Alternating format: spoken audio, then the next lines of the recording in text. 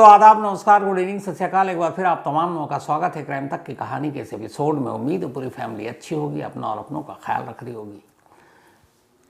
करीब 28 दिसंबर से शुरू हुआ और 15 दिन हो चुके हैं। पहली बार ऐसा है जब इजराइल से नहीं, अमेरिका से नहीं, बल्कि ईरान से ही ईरान के लोग नाराज़ हैं और गुस्से में हैं। और वहाँ के supreme leader ayatollah Ali Khamenei और उनकी सरकार, उनकी हुकूमत के ख़िलाफ़ ईरान की आवाम सड़कों पर है। गुस्से की वजह वही है जो मैंने आपको पहले भी कहानी सुनाई कि खस्ता माली हालत, उनके करेंसी का वैल्यू लगातार गिरना, एक अमेरिकी डॉलर के मुकाबले 46,000 रियाल की कीमत पहुंच जाना और महंगाई का आसमान छूना। हर ज़रूरत की चीज़ें बहुत महंगी हैं। और इसमें कुछ जो आखिरी राजा थे ईरान के, मोहम्मद रज़ा पहलवी, उनके बेटे, जो अमेरिका में अपनी ज़िंदगी काट रहे हैं पिछले 47 सालों से, वो भी हवा दे रहे हैं और ईरान की जनता को लगातार इस बात की कोशिश कर रहे हैं मैसेज के ज़रिए कि आप सड़कों पर आओ और वापस जो शाही हुकूमत हुआ करती थी 89 तक, वो वापस लौटें। अब तक 500 लोग जो आंदोलनकारी, उनकी मौत हो चुकी है ईरानी फोर्सेस के साथ झड़प में। 10,000 से ज़्यादा लोग गिरफ्तार हो चुके हैं। अमेरिका अलग धमकी दे रहा है। ट्रंप का कहना है कि अगर आंदोलनकारियों पर आपने जबरन काबू पाने की कोशिश की तो अमेरिका मिलिट्री ऑप्शन भी देख रहा है। यानी इस आपदा में अफसर ढूंढ रहा है अमेरिका डोनाल्ड ट्रंप। वैसे तो लगातार कोशिश के बावजूद कभी ईरान में तख्ता पलट कर नहीं पाया, लेकिन अब उसे लगता है कि जब ईरान की जनता ही खामेनी और उनकी हुकूमत को उखाड़ कर फेंकना चाहती है तो क्यों ना इस मौके का फ़ायदा उठाएं। तो डोनाल्ड ट्रंप भी लगे हुए हैं कि किसी तरह ईरान में तख्ता पलट हो, उनकी अपनी मर्ज़ी की वहाँ पे सरकार हो, तो फिर तेल और गैस का जो भंडार, जिस पर अमेरिका की लालची नज़र हर देश पर रहती है, ईरान में भी होगी। फिर कठपुतली सरकार के ज़रिए वो अपने मन मर्ज़ी के हिसाब से तेल और गैस का कारोबार करेगा, उस पर कब्ज़ा करेगा। तो 15 दिन हो गए हैं, ये आंदोलन जारी है। सवाल ये है कि अमेरिका और ईरान से दुश्मनी क्यों है, इसकी वजह क्या है। और वजह यह भी है कि पिछले 37 सालों से ईरान के सुप्रीम लीडर जो बने हुए हैं आयतुल्ला अली खामेनी, ये कौन है। लास्ट 37 ईयर से ईरान में एक तरह से इन्हीं की हुकूमत है। ये इतने पावरफुल हैं कि इनकी मर्जी के ख़िलाफ़ ईरान में कुछ नहीं हो सकता। ईरान और अमेरिका की दुश्मनी और पिछले 37 सालों से ईरानी हुकूमत पर काबिज आयतुल्ला अली खामेनी, इनकी पूरी कहानी पेश है। असल में पर्शियन एम्पायर का भी कहा जाता था ईरान को, पर्शियन पारस की खाड़ी। और पिछले 2500 सालों के अगर इतिहास को देखें तो लास्ट 2500 ईयर्स में हमेशा यहाँ राजाओं की हुकूमत रही। अलग अलग दौर में अलग अलग राजा है और जिन्हें ईरान में जो राजाओं की हुकूमत होती थी तो कहा जाता था कि शाह के नाम से पुकारा जाता था कि इन शाह की हुकूमत है, इन शाह की हुकूमत है।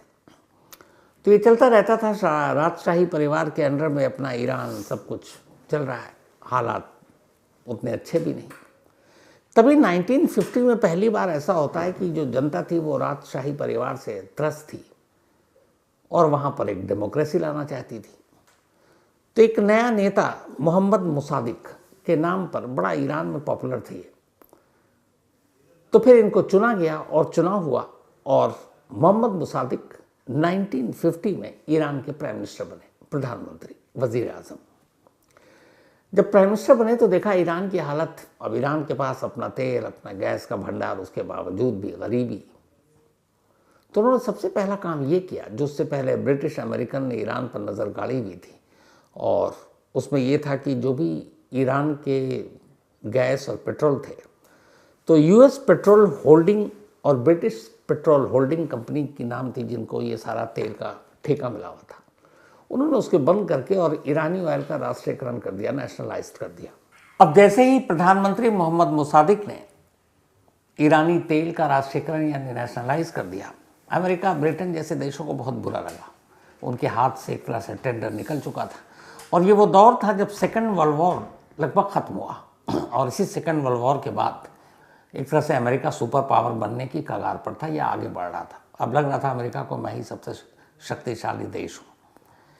लेकिन इधर ईरान में जिस तरीके से अमेरिकन तेल कंपनी और ब्रिटिश तेल कंपनी को वहाँ के प्राइम मिनिस्टर मोहम्मद मुसादिक ने किनारे लगा दिया ताकि ईरान के लोगों को फ़ायदा हो, अपने हिसाब से अपनी कीमत पर, अपनी शर्तों पर वो तेल बेचें, गैस बेचें और उससे ईरान के लोगों का भला हो, ये उनकी सोच थी और अच्छी सोच थी।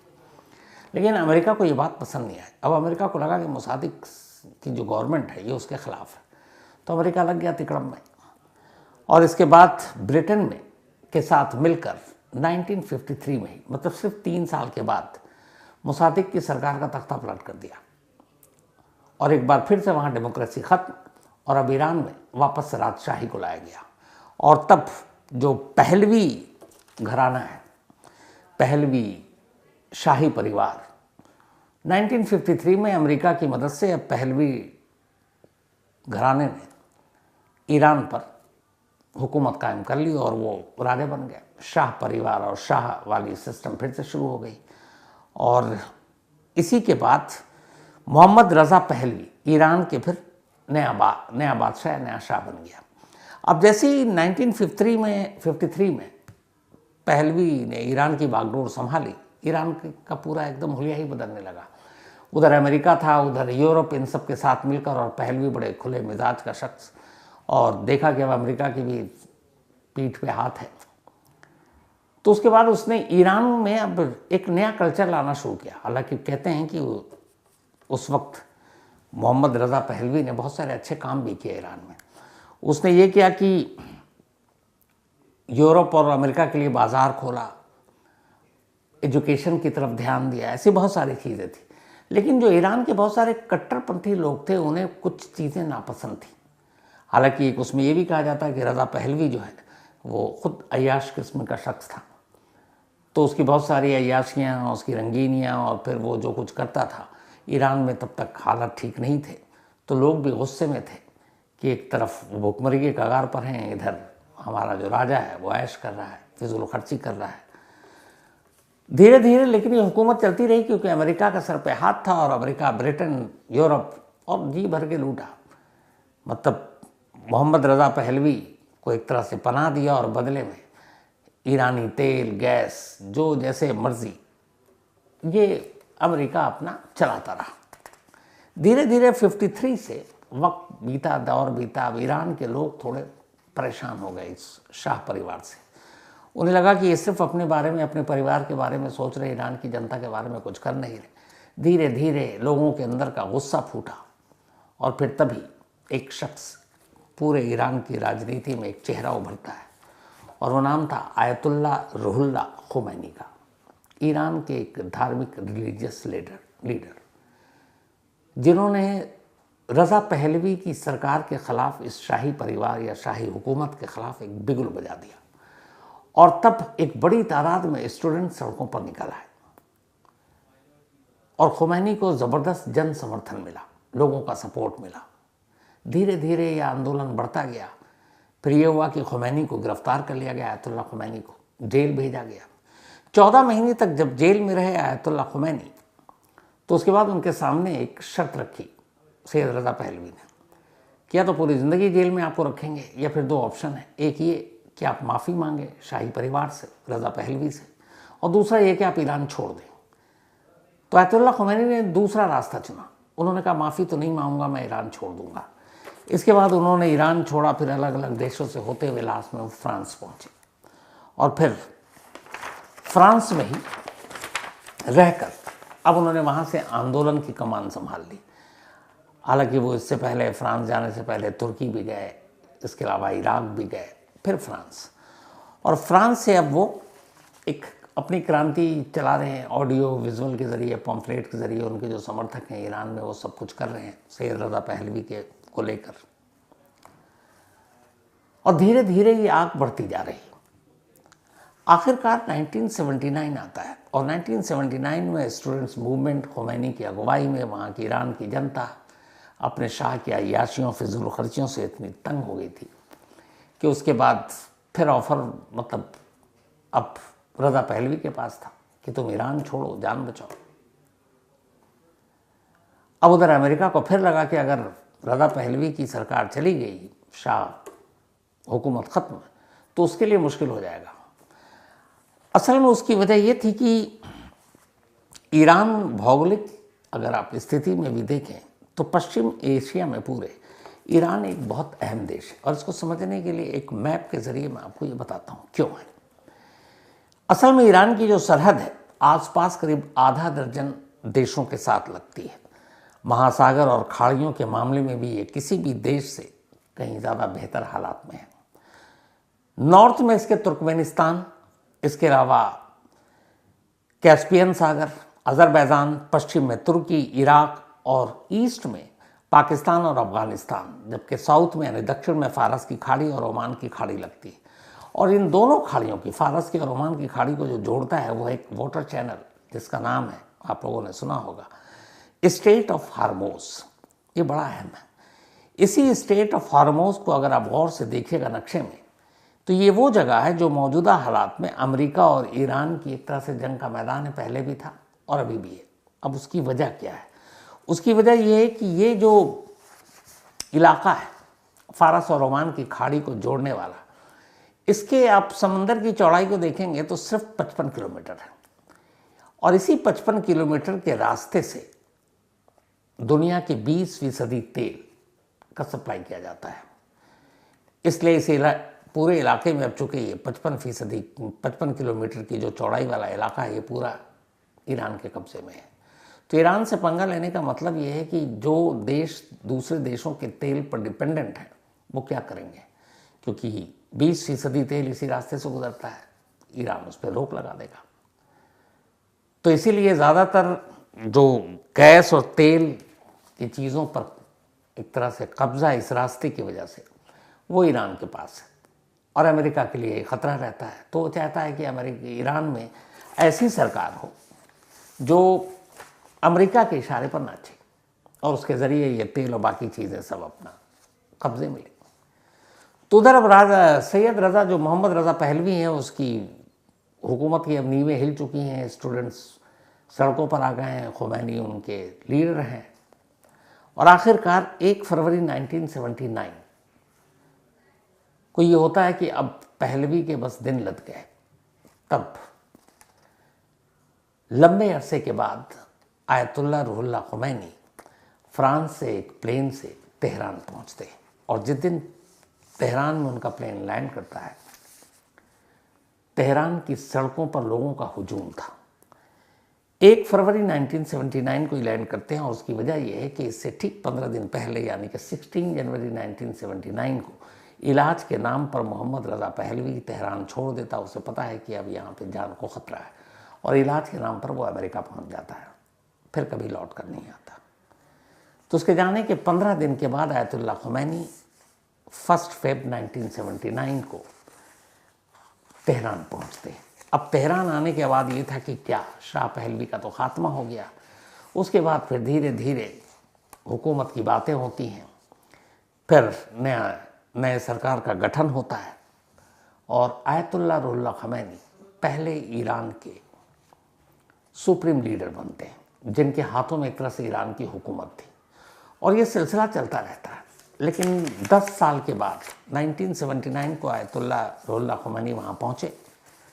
10 साल के बाद 1989 में आयतुल्लाह खुमैनी की मौत हो जाती है, और इसके बाद एक नए लीडर का चुनाव होता है ईरान के सुप्रीम लीडर के तौर पर, दूसरे सुप्रीम लीडर के तौर पर, और वो थे आयतुल्लाह अली खामेनी, जो अभी इस वक्त करंट है।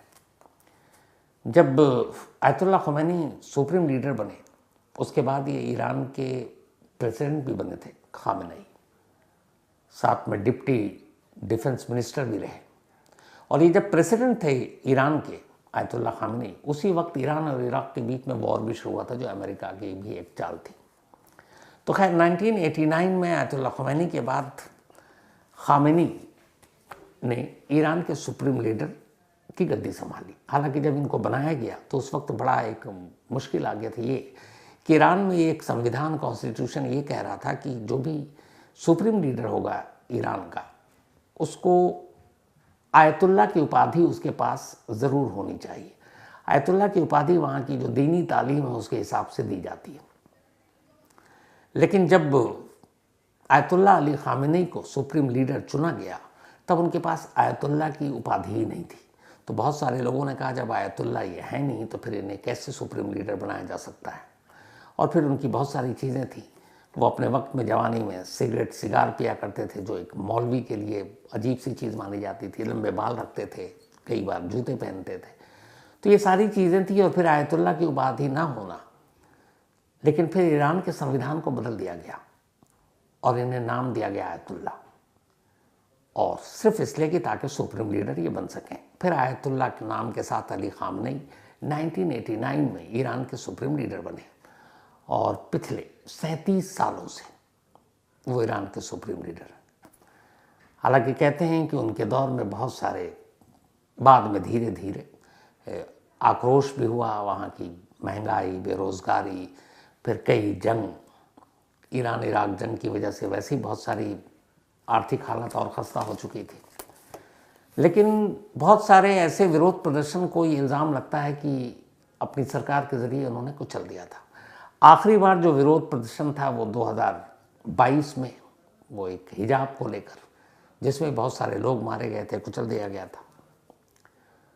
और अब लेकिन अगर 79 की बात की करें, जिस तरीके से 1979 में जो कुछ हुआ था, पहली बार लास्ट 47 ईयर में, 47 सालों में ऐसा हो रहा है कि ईरान की आवाम, ईरान की जनता सड़क पर है। और सड़क पर है किसी और देश के लिए नहीं, किसी और देश के, अमेरिका इजराइल के ख़िलाफ़ नहीं, बल्कि अपनी ही हुकूमत, अपने ही सुप्रीम लीडर के ख़िलाफ़। अलग अलग तमाम ऐसी तस्वीरें आ रही हैं। ईरान के 100 से ज़्यादा शहरों में इस वक्त प्रोटेस्ट चल रहा है और एक ही मांग है कि आयतुल्लाह खामेनी और उनकी सरकार, वहाँ के जो प्रेसिडेंट है, बाकी हैं, ये सब विदाई लें और एक नई हुकूमत, एक नई शुरुआत हो ईरान में। अब अमेरिका में बैठे उसी मोहम्मद रज़ा पहलवी के जो बेटे हैं, रज़ा पहलवी, वो भी इस आंदोलन को हवा दे रहे हैं, लोगों से कह रहे हैं आप सड़कों पर आओ। बहुत सारे लोग उनके पक्ष में नारे भी लगा रहे हैं। तो एक बात ये भी हो रही कि क्या 1979 में जिस राजशाही का खात्मा किया था आयतुल्लाह ख़ुमैनी ने, वापस वो राजशाही रज़ा पहलवी के रूप में फिर से आना है, फिर से आएगी, तभी तो पता नहीं। लेकिन सबसे इस वक्त ज़्यादा जो इस पूरे हालात का फ़ायदा उठा रहा है वो है अमेरिका। ट्रम्प साहब लगातार कह रहे हैं कि हम मिलिट्री से लेकर बाकी ऑप्शन का भी सामने रखे हुए हैं। और अगर आंदोलनकारियों पर उन्होंने यही ढाल बनाया कि अगर ईरान में जारी धरना प्रदर्शन, विरोध प्रदर्शन, आंदोलन में ईरानी हुकूमत ताकत का इस्तेमाल करती है तो फिर ईरान पे हमला भी कर सकती है। यानी कि ट्रम्प ईरान में तख्ता पलट की पूरी प्लानिंग किए हुए हैं।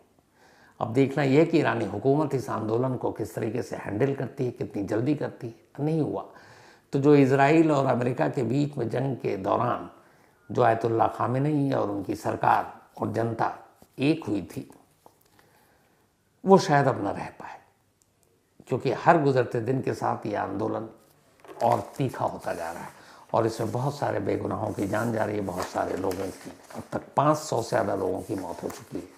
हालांकि ईरान में कोई वहाँ से अंदर से जो खबरें हैं वो सही बाहर नहीं आ रही, क्योंकि वहाँ पे मीडिया पे पूरा कंट्रोल रहता है।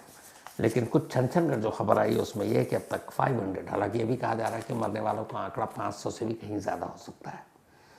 तो अब आयतुल्लाह अली खामेनी और उनकी हुकूमत, उनके प्रेसिडेंट कैसे इस मुश्किल हालात से निपटते हैं, आने वाले कुछ दिनों में पता चल जाएगा। और क्या अमेरिका इसका फ़ायदा उठाने की कोशिश करेगा, ये भी हम सबके सामने होगा।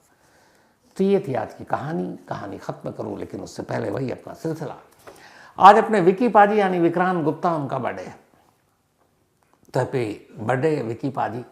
और आप सब जानते हैं, क्योंकि क्राइम तक फैमिली मेम्बर में से ऐसा कोई नहीं है जो शायद स्पोर्ट्स तक को न जानता हो, न देखता हो, और वजह है विकी पाजी। तो जितना अच्छा वो क्रिकेट पे कमेंट्री करते हैं, जितनी अच्छी उनकी जानकारी है क्रिकेट की, मतलब बड़े बड़े एक्सपर्ट से भी ज़्यादा मेरा हमेशा मानना है, क्योंकि मैं क्रिकेट का थोड़ा ब्लाइंड लवर हूँ, तो उतने ही अच्छे इंसान भी हैं। हालांकि आज बर्थडे के दिन उनसे मुलाकात नहीं हुई, पता नहीं अभी पहुँचे कि नहीं पहुँचे। लेकिन पूरी क्राइम तक टीम और क्राइम तक फैमिली मेम्बर की तरफ से विकी पाजी, आपको हैप्पी बर्थडे। आप हमेशा अच्छे रहें, खुश रहें, यूं ही छाए रहें, और क्रिकेट की दुनिया की छोटी बड़ी हर तरह की खबरें हम सब तक पहुंचाते रहे। इन्हीं दुआओं के साथ वंस अगेन हैप्पी बर्थडे पाजी। साथ ही अरविंद सिंह जी, इनका भी आज बर्थडे है, तो हैप्पी बर्थडे अरविंद सिंह जी, आप हमेशा अच्छे रहें, खुश रहें। और ये प्रेम साहब ने भेजा, उनके फादर हैं अरविंद जी। इसके अलावा धर्मनाथ, इनका भी आज बर्थडे है, तो हैप्पी बर्थडे धर्मनाथ साहब। और ये भेजा है जोहारे ने। इसके अलावा आज मेरी सिस्टर और नसर, मेरे एक सिस्टर के हस्बैंड और एक सिस्टर, दोनों का, एक का बर्थडे कल था, एक का आज था। तो कल नसर का था, आज जूली का है। तो कल अच्छा इन्होंने खाना भी खिलाया। तो हैप्पी बर्थडे नसर, हमेशा अच्छे रहो, खुश रहो। यूँ अब क्या बोलूँ, आजकल तो तुम खाना लेके पहुँचते नहीं हो, अब पोर्टर से खाना आ जाता है। लेकिन कोई बात नहीं, अच्छे रहो और बस यूँ ही छाए रहो, यही दुआ है। और मेरी सिस्टर है सबसे छोटी, नाम है जूली। उसके बारे में क्या ही बोलूँ, उसने बोला कि कुछ उल्टा पुल्टा मत बोलेगा कल आप, क्योंकि कल एक किस्सा हुआ था, लेकिन अब मुझे लगता है कि छोड़िए, नहीं बोलूँगा, गुस्सा हो जाएगी।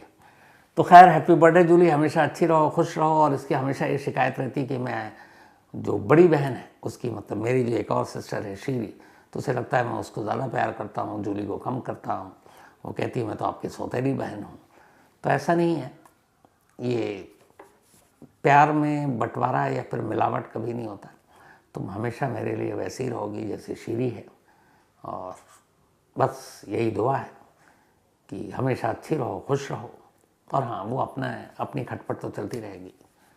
तो हैप्पी बर्थडे जूली। और देखो, मैंने कुछ नहीं कहा कल वाली बात, वरना दिल तो कर रहा बोल दूँ, फिर कभी बोलूँगा, पर आज तुम नाराज़ हो जाओगे इसलिए नहीं बोलूँगा। वो कॉमेडी है और कुछ बात नहीं है। तो कोई नहीं, हैप्पी बर्थडे नसर, हैप्पी बर्थडे जूली। इसके साथ ही कहानी में आज इतना ही। अब आपसे मुलाकात होगी कल रात 9 बजे किसी नई कहानी के साथ। तब तक अपना और अपनों का ख्याल रखिएगा। Thank you very much.